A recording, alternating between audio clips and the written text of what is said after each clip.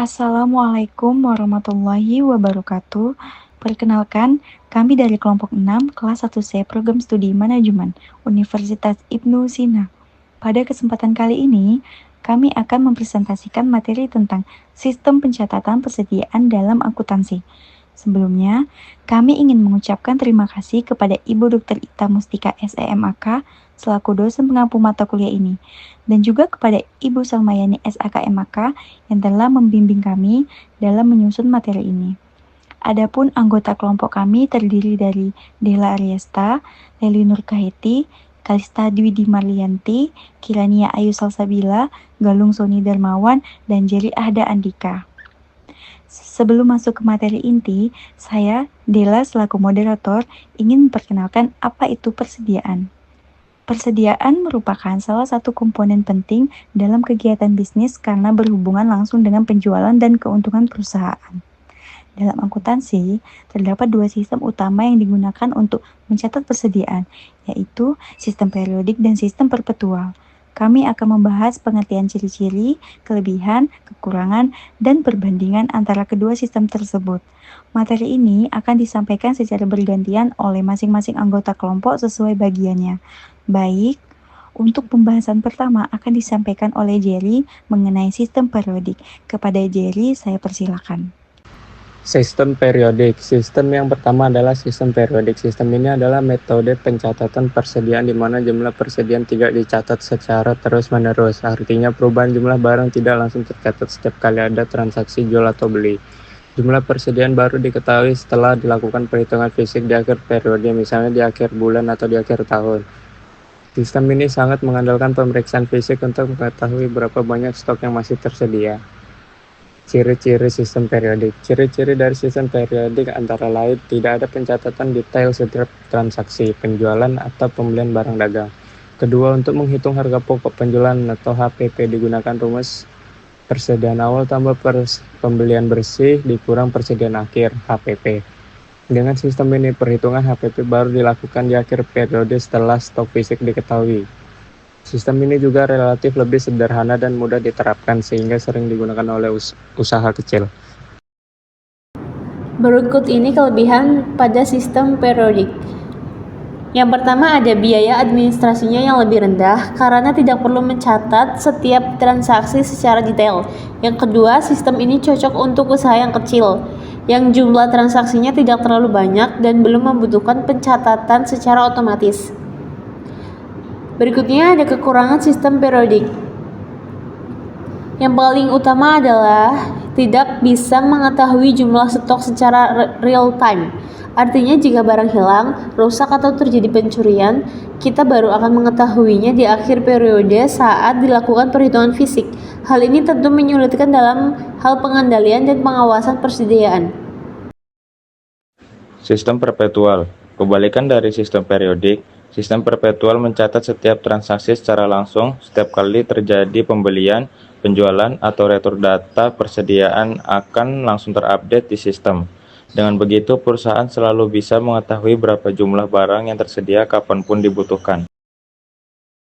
Ciri-ciri sistem perpetual.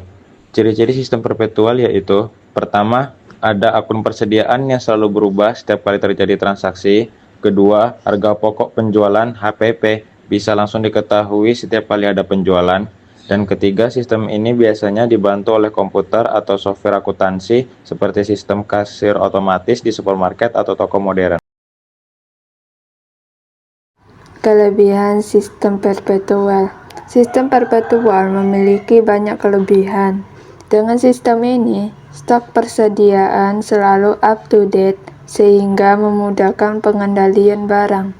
Selain itu, perusahaan dapat lebih cepat mendeteksi kehilangan atau selisih stok karena data selalu diperbarui secara otomatis. Kelebihan lainnya, HPP bisa diketahui kapan saja sehingga laporan keuangan lebih akurat dan mudah disusun. Kekurangan sistem perpetual. Kekurangannya adalah karena membutuhkan sistem komputer dan software akuntansi, biaya administrasi jadi lebih tinggi.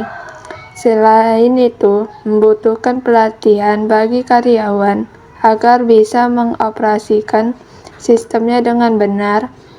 Jadi, sistem ini lebih cocok diterapkan pada perusahaan menengah atau besar yang memiliki sumber daya cukup.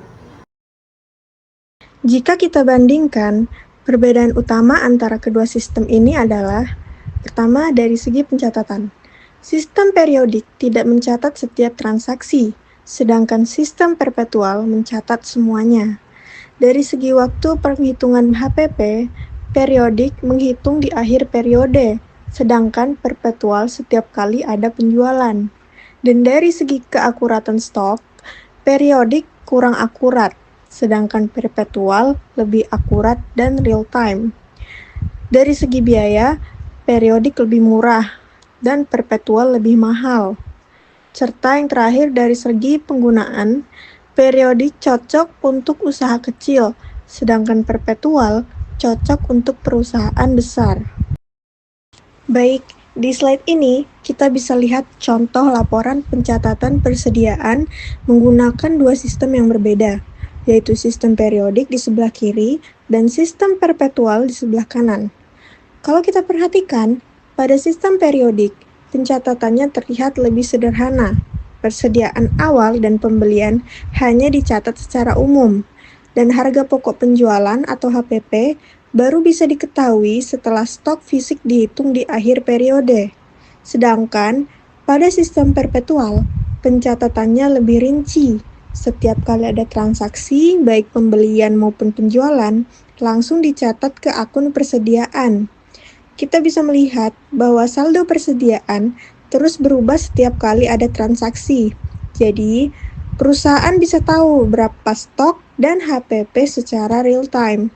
Kesimpulannya, dari dua laporan ini bisa kita lihat bahwa sistem periodik lebih sederhana tapi kurang detail, sedangkan sistem perpetual lebih akurat dan lengkap, namun butuh sistem yang lebih canggih. Sebagai kesimpulan, kedua sistem ini memiliki kelebihan dan kekurangannya masing-masing. Pemilihan sistem tergantung pada kebutuhan dan kemampuan perusahaan. Usaha kecil biasanya lebih cocok menggunakan sistem periodik karena lebih sederhana dan murah, sementara perusahaan besar lebih efektif menggunakan sistem perpetual yang akurat dan efisien. Demikian presentasi kami kali ini.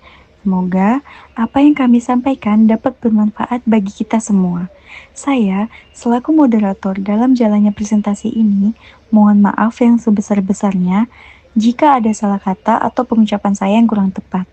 Saya akhiri, wabillahi taufiq wal hidayah, wassalamualaikum warahmatullahi wabarakatuh.